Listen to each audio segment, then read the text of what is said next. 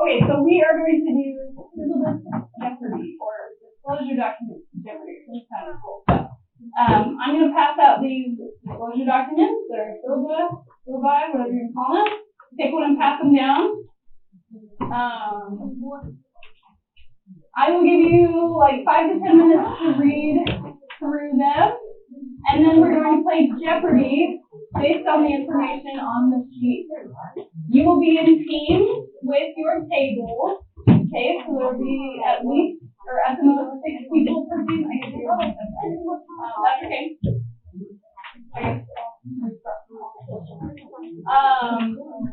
The team who gets the most points at the end will get extra credit on their first process. So learn as much as you can. You will not be able to look at it during the Jeopardy.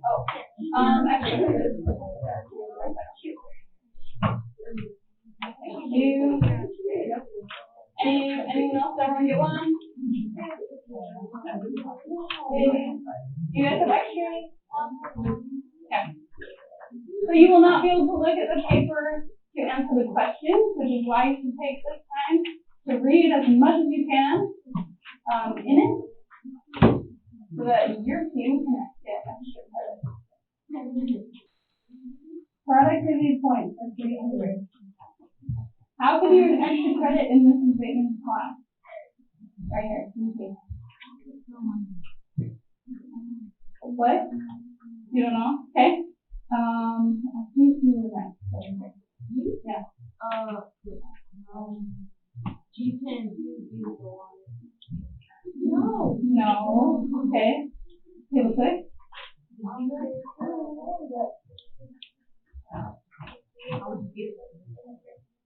Yes. Good. So over here, one of our other fast finishers. There's probably going to be another question about this. They're right here in this basket. You just grab one. There's different ones in there, so you can look through and pick one that you want. Okay. Each of these sheets have 2, what I call a P&E card. P and E stand for principles and elements. So principles and elements of art. Okay. They have 2 on it. So this one has movement and rhythm. You'll read through it, do what it asks you. Then down here there are questions. Usually just 3 questions. Like if you answer these questions, write it down on the paper, and then turn it in with your name on it. You get 5 points of extra credit. Okay. You can do up to 3 of these each term. So that's 15 points for each term, 30 points for the whole semester. Okay. So if you ever are like, I think I need some more points, then you can do that.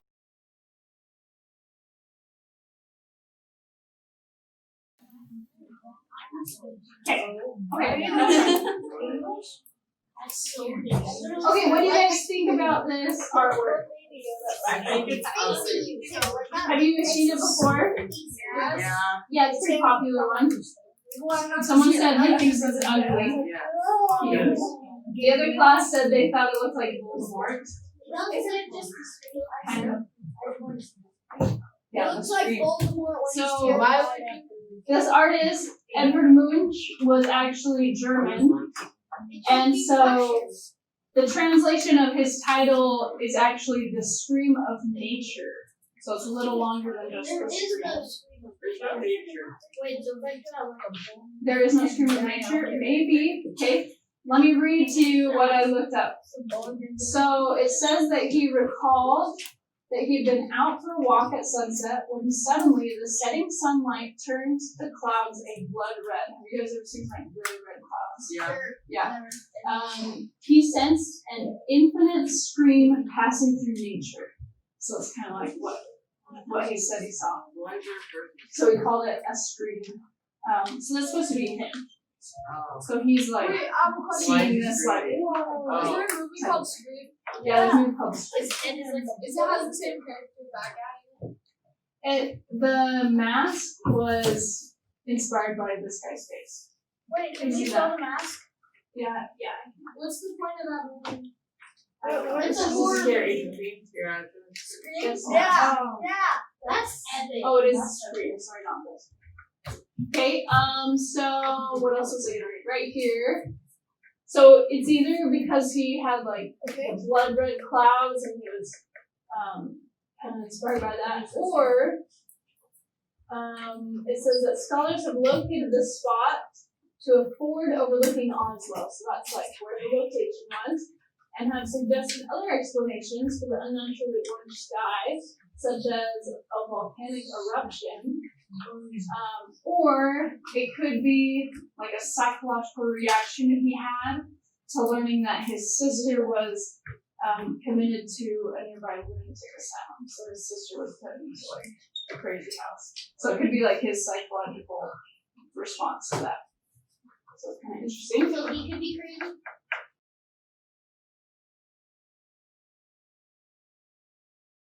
How do you earn the right to sit where you like in the class?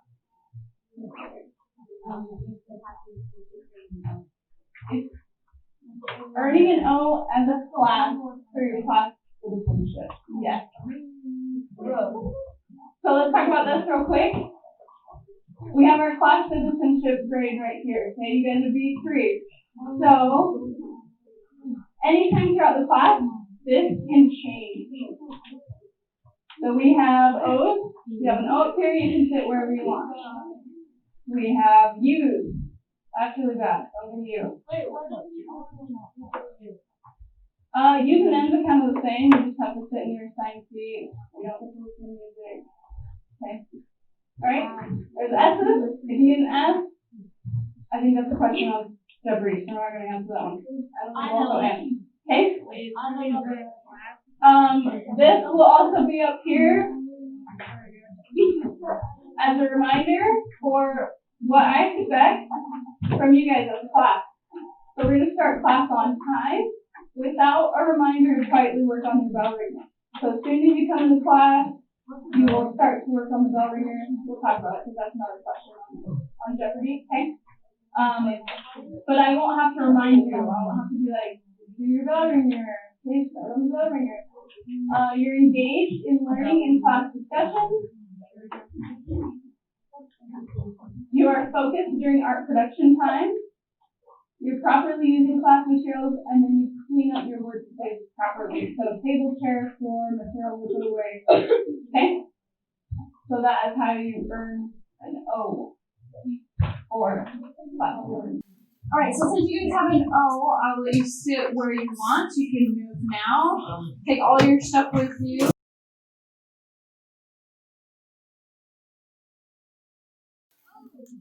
Okay, so here's my example. I don't have any tape on this one, but here's my example of what we're going to be doing today. We're going to talk about the 7 different elements of art, and we're going to be drawing some examples of them. Yeah, but what if It's not okay, so the first thing that we need to do is divide our portfolio into 8 different sections. 4 on top and 4 on the bottom. Okay?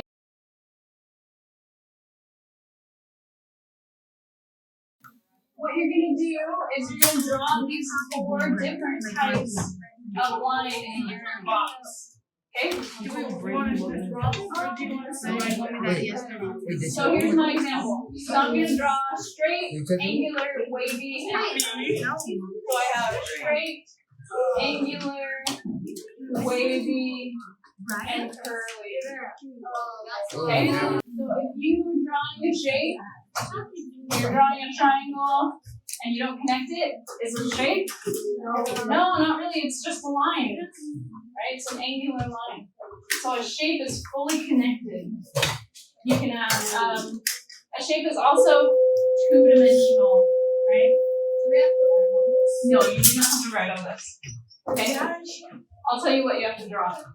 So 2-dimensional, you can have geometric shapes versus organic. That's what these are down here. Geometric are kind of like man-made shapes. They're very angular. Organic are things that you would find more in nature. They're curvy. Okay, so in your box, you're going to draw 1 geometric shape and 1 organic shape. So I'm going to draw I'm gonna draw a rectangle for me. And my organic shape is gonna be like an amoeba thing. That's my organic. Yeah, you can draw more than one. Is that hard? Yeah, a heart would be organic. Cute. What about an arrow? Arrow, that would be geometric. Or man-made, like this one. And then we also have regular versus irregular. So here's some examples up here, regular and irregular. You guys know what the difference is between those two? Regular and irregular. With the Shapes. A regular shape, all sides are equal. They're equal length. So that's kind of like what we would think of if we're talking about a triangle. We would think of an equilateral triangle. All the sides are the same length. Or we think of a square. Or this pentagon has all the same length of sides. An irregular shape has different lengths. So for my irregular shape, I'm going to draw a parallelogram. That's irregular. Yeah, for sure. I'll make this a trapezoid. Oh, that's a trapezoid. But parallelogram is also a nice one. So draw an irregular shape with your. An irregular shape is the sides are not the same length. So trapezoids, parallelograms. That's what that is. Okay. You could have an obtuse triangle or an acute triangle. Those are irregular.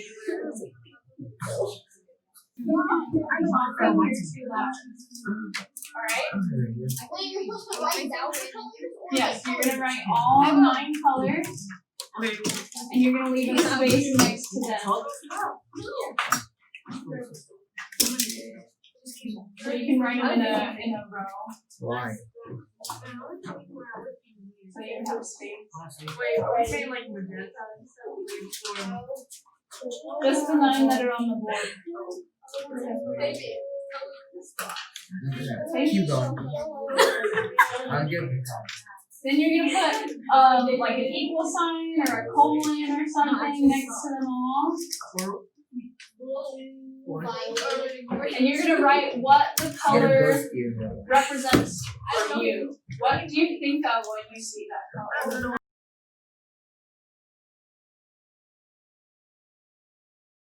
This next one is emphasis. No. Oh my gosh. Emphasis helps to show the focal points of an artwork. It's like the first thing your eye goes to. So this one, what's the first thing your eye goes to? Why? Because it's a different color. Okay? It's not why this is like Yes. So color. You can use color to add emphasis. This one, what is the first thing your eye goes to? The gigantic chicken. Why? Because it's so big. Alright, so size can help you add emphasis. Yeah. No.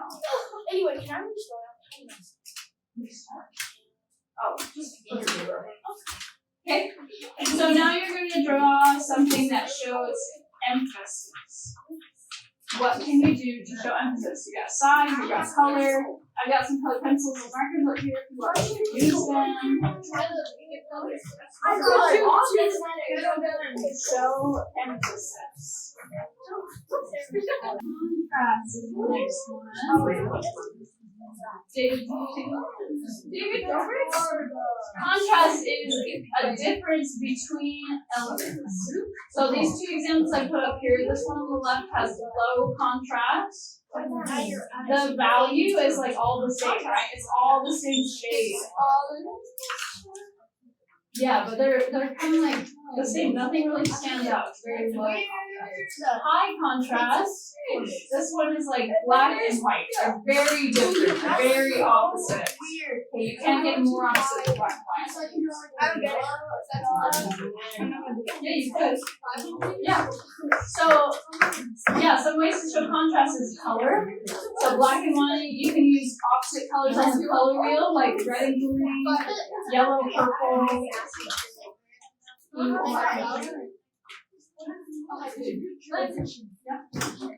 Shape.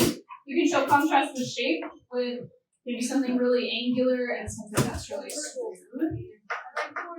Size, something that's really big and something that's really small. Okay.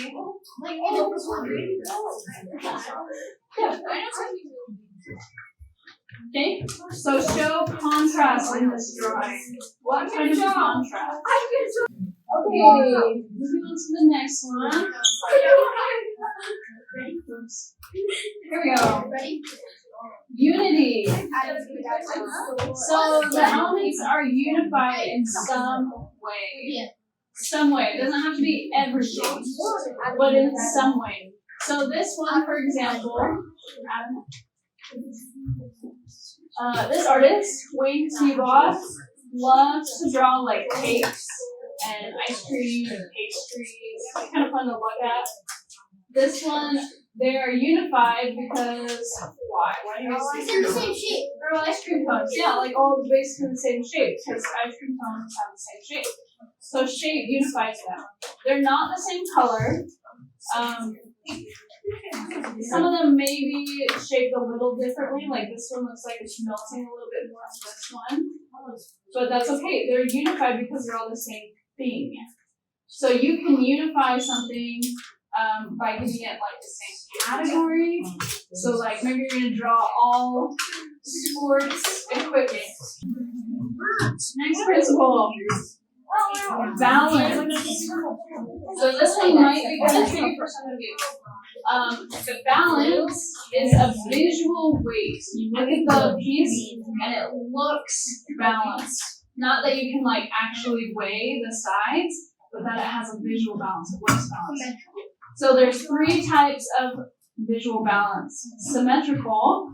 This is an example of symmetrical. If I drew a line right down the middle, both sides are the same.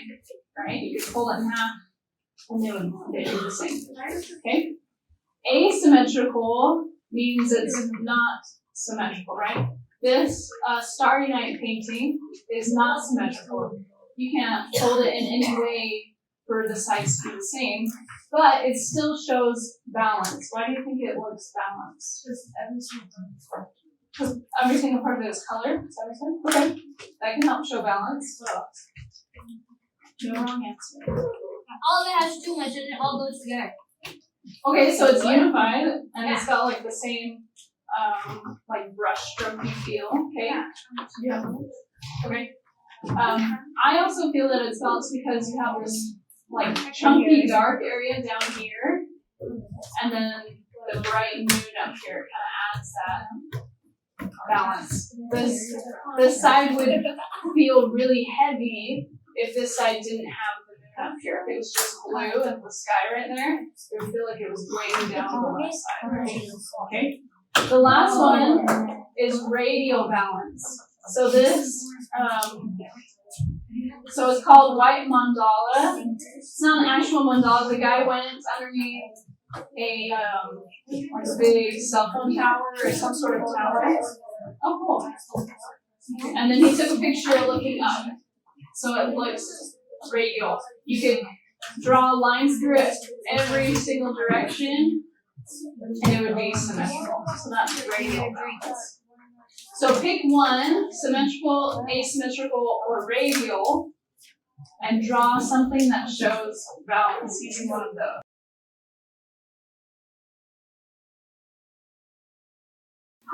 This pretest, right? So, I mean, it's not like pass or fail or anything. It's more like just to get feedback from you. Yeah, just put it in your.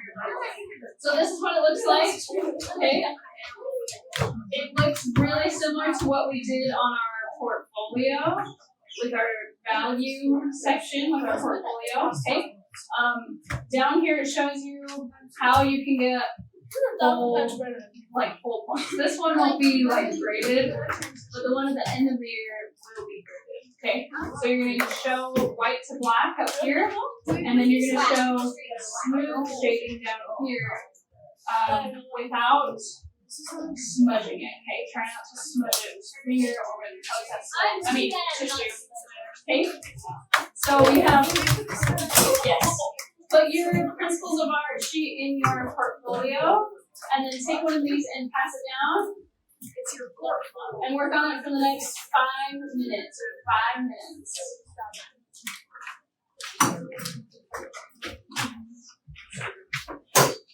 Wait, what is the?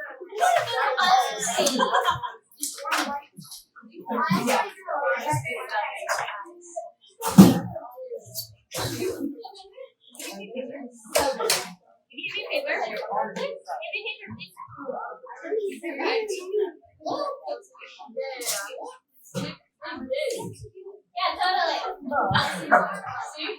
Okay, 4 more minutes. 4 more minutes. Do your best. I'm all trying to scare me in the world.